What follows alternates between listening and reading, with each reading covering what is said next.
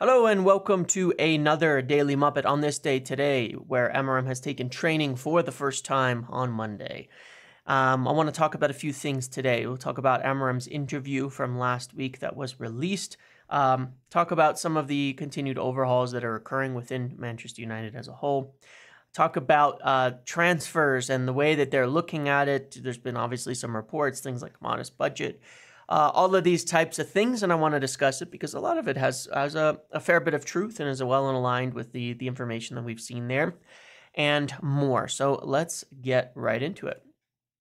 First and foremost, obviously, Ruben Amorim put out, United put out his first interview last week. He's had his work permit for since mid last week or something like that, it seems. And as we kind of shared on video, he would be talking with analysts, people like that, gathering data. Obviously, that's working, and he's been working. And it was confirmed as well that 5 of his staff had joined. The 5 people that we discussed in recent videos as assistant coaches, kind of sports science fitness individual, goalkeeping coach, and then there's still an analyst to come as a 6th person, but those 5 had already been done alongside of him and are there. So everybody is good to go in that front. So that is very exciting. So United put out his interview done, while he was there standing in Old Trafford. And obviously, I think as far as a first interview could go, as far as the first words could go from a manager joining United, a head coach joining United, he nailed it, right? About as perfect as you could hope for, given what we want to see out of a person. He speaks really well. You can tell there's a lot of empathy, and he talks about the players and being in their position and understanding them. And I think that's a huge difference, as I've kind of shared many times in my understanding of the type of head coach Ruben Amorim is. Huge focus is on getting along with people, on creating a positive environment. And this is a thing that I think has been horribly lacking at United. Now, that's not to say he's a slouch when it comes to his tactical approach, his systematic approach, and all of that, but really gets that aspect of motivating, understanding, and helping people see the best out of them. And quite frankly, a lot of players have been miserable, and you can say, well, this is player power, it's things like that. It's not. It's making the right environments for people to succeed in. I always find that concept to be very funny. If you went to a job every day and it was unhappy, it was miserable, if the expectations were unclear, if you felt like you had no idea what it meant to perform, if you didn't know your job, would you say that's employee power? No, you would say we need better leadership in here. And that's not just the head coach, but that's the entire thing as a whole. And obviously, the appointment of Ruben Amorim comes within this new structure where they're actually fully aligned on who takes care of what, and that everybody can actually be on the same page and understanding what to do, what they need to do, and where they're going. I see a lot of in Amorim, a lot of things, a lot of concepts, a lot of ideas that we saw in some respect under Ole Gunnar Solskjaer, and I think that, of course, there was an aspect of that was very important in understanding how to get the most out of players, how to motivate them, how to keep them firing, how to protect them, all of that. I think that's all important.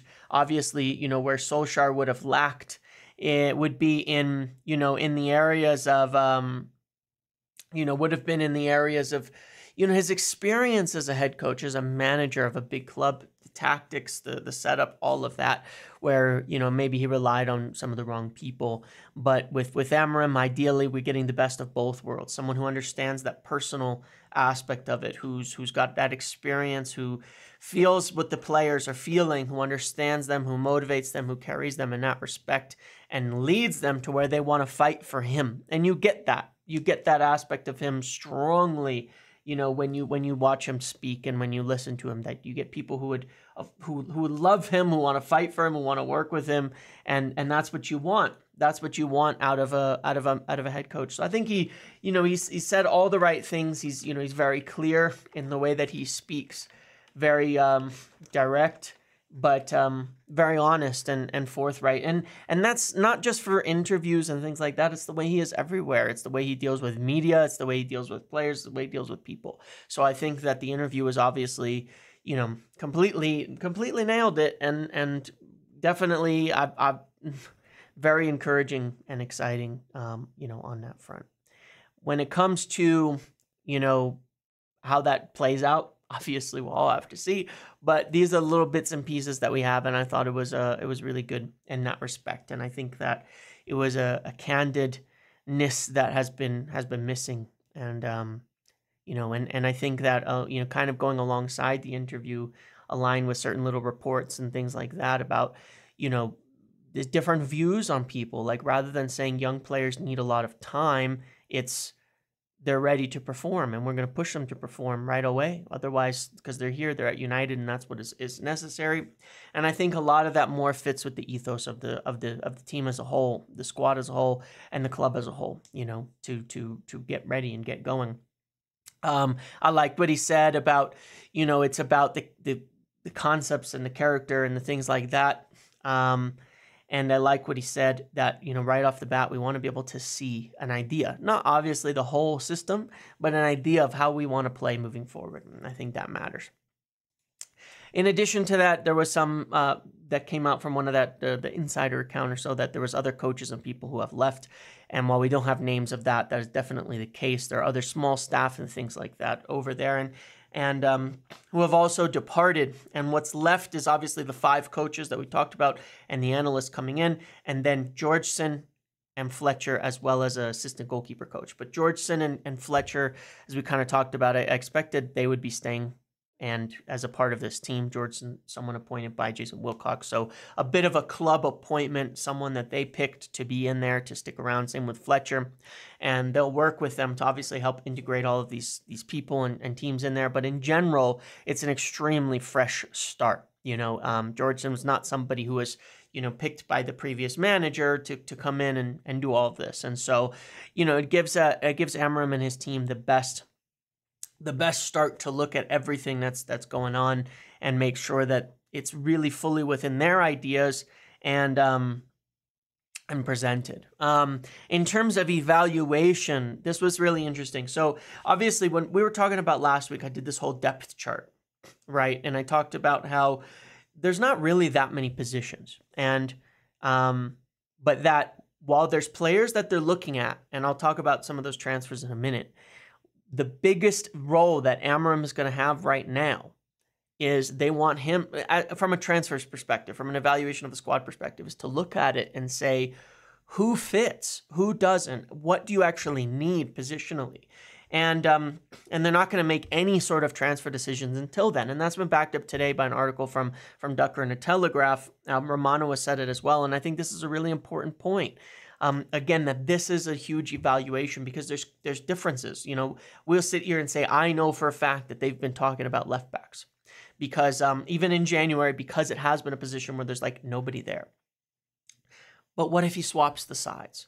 And what if instead of your traditional left back, you need a left-footed right winger like a Mastantuono who could fit into that position? What if, just saying, what if they decide that, you know, Amad Diallo could be that right wing back? What if? You know, we don't know the answers to those questions, so it could change. And that was the point of my depth chart, is to say, look at all the different permutations of discussion and evaluation that could go on here based on what he sees.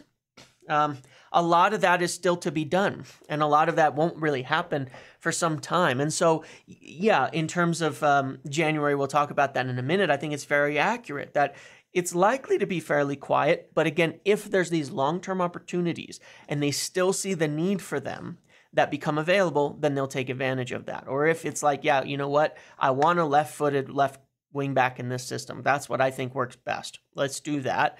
If that were the case, and Amorim were to evaluate and decide that, and Shaw gets injured again, then they'll probably push those plans up to get that left wing back in January. And that is totally, totally plausible. So it's still, you know, they're building out. We like these players, we like these players, we like these players, but we still need to have Amorim evaluate the squad first before we make those decisions. So I made that clear in last week's video because that was being stressed to me pretty heavily, that was the important part first from some of the people that I spoke with, that would be happening first. I'll talk about some names that I know have been discussed again as well, but that is really important.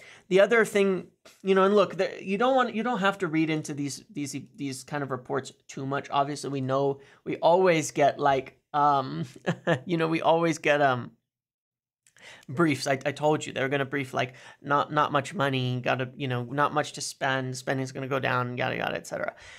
Look, there's some truth to it. Again, one of the things I've been very clear on is that they have this overall plan for fixing the squad, and they'd like to get to a point where they don't have to spend much. They'd like to get to a point where it's pretty much done. Like when I break that down, there's potential that with 4 players, they're done. And then they're just replacing ins and outs every year and really not doing a lot of spending, keeping the costs about the same. That is where they want to get to, and utilizing youth, of course, to make up those numbers too as players leave. That is where they want to get to. That is where they should get to. Clubs like City, who've won a lot of titles, have gone summers where they didn't spend a lot. Same with Madrid, gone summers where they didn't spend a lot. That's where United need to get to, is where you're buying those top players now because you're performing at a high level and you're just getting that when they are necessary, when they're available, but not that often. And then you're continuing to build up through young players coming in. And so continuing to find the right deals and buys. Now, look, they're going to spend, but it's really going to be based on what's necessary. And one of the biggest things that I've continued to hammer on that is really, really important in this whole point about not wanting to spend too much money, not wanting to keep rebuilding the squad, is that's why they hired Amorim. That's the difference. This is when I broke down why is this different from previous hires. This is the number one reason.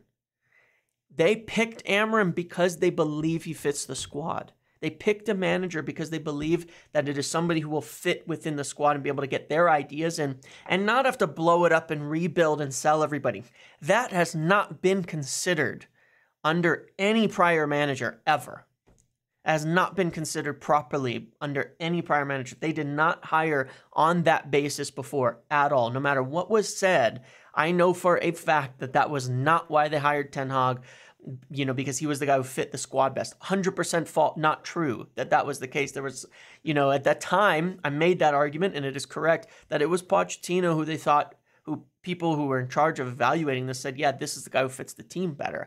And in prior managers at different times, there was really no sense to it. It was just hired based on different reasons. Well, we never had a professional team in place of decision makers, of football decision makers, of a football CEO, football director, all of these things with the experience that they have to look at the team and say, this is how we want to play. This is our team. Who's the guy who will best fit how we want to play in alignment with this team? And who can we get? And look at, okay, that's how we're going to make our list of managers. And the list that they end up with was all based on that. Guys who they felt could get the most out of this team.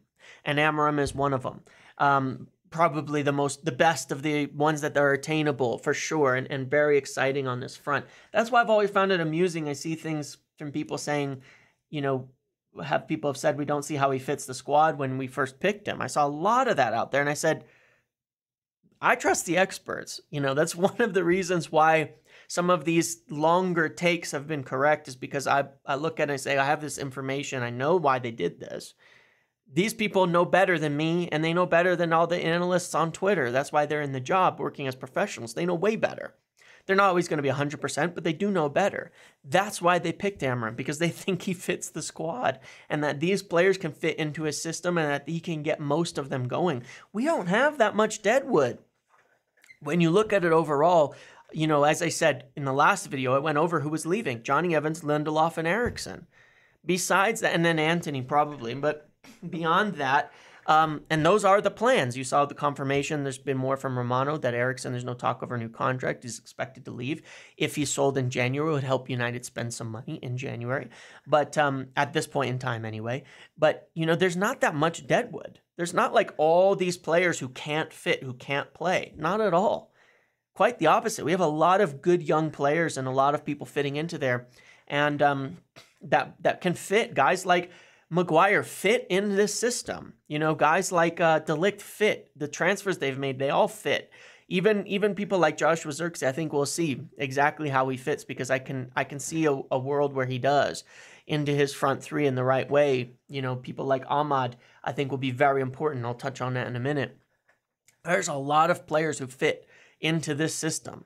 And if they can stay healthy, then, the ones who like Mount who can stay healthy, there's a lot of places for them. There's a lot of places for them. So I'm positive that it will be very good, but this is why Ruben Amorim was picked, because they believe he fits the squad. So of course the idea isn't, we're not going to go blowing up the team. That's why people go, we're going to get rid of Rashford, we're going to get rid of Bruno, we're going to get rid of this. And okay, I don't think so. I really don't. Bruno a couple years just due to age, but for the most part, a lot of these players fit him and his ideas, and and that's just how it's going to be, and to get the most out of them, and they don't want to be going and saying, oh great, now we're going to have to sell this player and go buy another 100 million forward because Rashford. Like, I look at that part on Rashford in particular, who once again has committed the crime of being a rich black man over the course of this international break. When you look at the papers and how some of these horrible rags treat him, that is the crime that he's committed according to them. Quite obviously, there's racial undertones to a lot of the shit that goes out there, and that's one of the reasons I defend him, because I see way too much of that. But in general, he's the most senior forward in our team. They don't want to sell him. People talk about inexperience and they say, well, we'll get rid of Rashford. And do what? Who are you buying? Our only player who's had like actually more than one full season in the Premier League in that front line. And it's like, no, we're not going to get rid of him. They want to get him going. They want to get him going to the maximum ability. And so many of the players, they want to see that, So that's the goal with Amorim. That's the evaluation. So of course, yes, that's the best bet. Get the manager who can get the most out of the things you have, so you don't have to go and blow it all up and sell another 5 players. The starting lineup, I think we've probably, when healthy, we probably have 9 or 10 of next year's starting 11 already in the squad. That's what I think. I think we have 9 or 10, maybe 10 of the starting 11 squad, the future starting 11 squad is already there. So no, they don't want to blow it up at all, and they don't want to, have to then go and rebuild the entire team. That's definitely what they want to go away from. And this is why I say, if it doesn't work out with a manager, you don't start over. That's why we've had this trouble so many times, because we've never hired on the basis of who fits. So then you're always blowing it up and starting over, and you're always chasing, and you're always years behind, and you always have to keep overspending. Not anymore. You bring Amorim in, you build the squad, you continue to build it the way they've already been building it this summer. That's why they didn't make signings that they didn't want, even if some of them are connected to Ten Hag. They like De Ligt. He fits in the system too. They like Mazraoui. Look at how he fits. He could fit in many different positions in the system. Yoro, Ugarte, obvious reasons. So there's a lot of ways that they can all fit within here. They've already started that, and it will continue. So that's a huge positive and a big important point in all of this. In terms of the transfers, as I said, the biggest thing is that they want Amorim to evaluate the squad first. They have names. They've discussed people. And I can tell you that in recent weeks, there were discussions over names, again, people we've talked about before, like Chris Rigg, like Mastantuono, and like Alvaro Fernandez, as to whether they could be options to come in. But again, they're building these names out, and they have them for the midfield, for this position, for the right side position, for the left side position, for the left center back position. But do we need them? We don't totally know yet until Amorim gets in there and assesses, and how does he set the team up? How does he get people going? And what does he see that he needs most of all? And that is the manager's job for transfers in this new system. Head coach, I should say,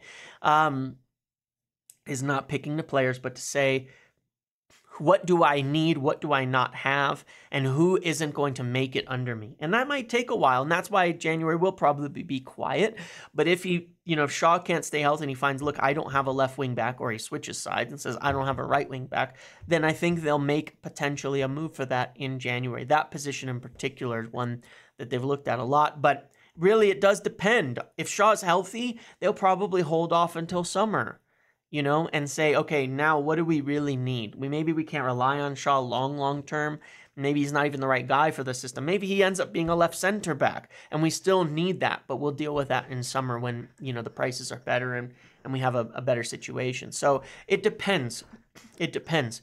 Those evaluations are key, and that is going to be where they're going to have a lot of trust in Amorim, where he's still a very important voice in all of this. While not picking the players and doing all that. And I think this is the modern way, and it is the correct way. So yes, in January, they haven't made contact with people. You know, there are reports of things like Nkunku. They're not doing that. You know, and they haven't made contact. They're not buying these players. They're not doing that right now. They are evaluating the different names, and I think more in defensive areas than it is in attacking areas for sure. So, and in the midfield as well. And again, I would say the one big, semi-big variable is Christian Eriksen, because there's the expectation that he's leaving at the end of the year. If an offer comes in January, frees the wages up, it would help. They would let him go, and it would help them potentially make a move for someone in January, like a Nipan or a Rig or a Mastantuono, a young player. But those are kind of opportunities. And again, the idea with those is you can get low wages and like, look at the difference. If you're buying young players where you can pay them 75K a week for a 40 million transfer versus a 50 million with 300K a week, it's a huge difference. And so that's where you can spend, and where we spent this last summer, but we had not nearly the same overall cost to the club. So yeah, look, spending is going to change, but I don't think in as much. The general gist is that if Amorim is doing his job, they don't believe they're going to have to buy shitloads of players every summer, 6 players a summer, and to do all this. And they did a big overhaul already this summer. And next one is probably replacing a lot of the departures. A midfielder for Eriksen between summer and January, replacing a midfielder in Eriksen, getting more center backs, and maybe a left-sided defender, and then maybe a forward who could be that right wing back. We'll see. That is very much depending, but yeah, real interesting times. Really interesting times there. We're gonna have to wait, and I think it'll be, you know, they're working on these things, and January is always a little crazy anyway, but it's going to be a lot closer to the window before they fully decide, hey, we're going to get somebody or we're not. It's definitely going to be a lot closer to that. In terms of training, obviously, Ruben Amorim has taken his first training today. I reached out to a few people today to ask about it. And look, you know, you're always going to get some positives, but I do like what I'm hearing. I really do. There is a difference. There is a difference in people feeling like more enjoyment. And when you look at, if you go through that like video about the staff that I'm talking about, they really do like a fun atmosphere. And, you know, I understand people are going to react to those things in different ways, but this is his style, is to create a very enjoyable, fun, and warm atmosphere behind the scenes and in training and in all of that. And that's really the feedback that I'm getting so far, you know, is that this is how people feel about it. And one of the big differences as well is, you know, there's definitely a feeling that, you know, when he talks to somebody, people feel like when he talks to you, he's really welcoming of the communication, really understanding it, really warm, really inviting, and making you feel very important. He's already been very encouraging. I know that he's, quite obviously, he's watched a lot of our last recent games in detail and has talked to players about it, about performances, about things that they've done in those games as well, and has had some of those conversations already with people. And yeah, just a different atmosphere, just a very different take from people involved in terms of how it plays out, how the relationship is, how the interactions are, where, you know, I've shared this before, that under Ten Hag is pretty much a closed door policy. People can deny it all they want. It was that way. A lot of people felt it was very much a closed door type of environment where a lot of, you know, questions, comments, communication was really not welcomed. It's quite the opposite here. And I mean, 100% the opposite, the polar opposite in this respect. And I think that matters. There's a lot of players who want to feel like they have someone to talk to. And it makes it a lot easier when you're not being selected or when you're benched or when you're not succeeding, to know what you've got to do to get there if that communication is open. He's definitely impressed with a few people. I think there's a couple of players, I won't say now because I don't have permission to, but that I think will be very important under Amorim, that he's already made a highlight of noting, you know, their performances and encouraged. Just from talking to a couple people, I've heard of a couple of names now that he's I think will play a big role, and I think people will be very happy with it. But yeah, very exciting times. Very exciting times. Hopefully we'll get pictures and things like that soon.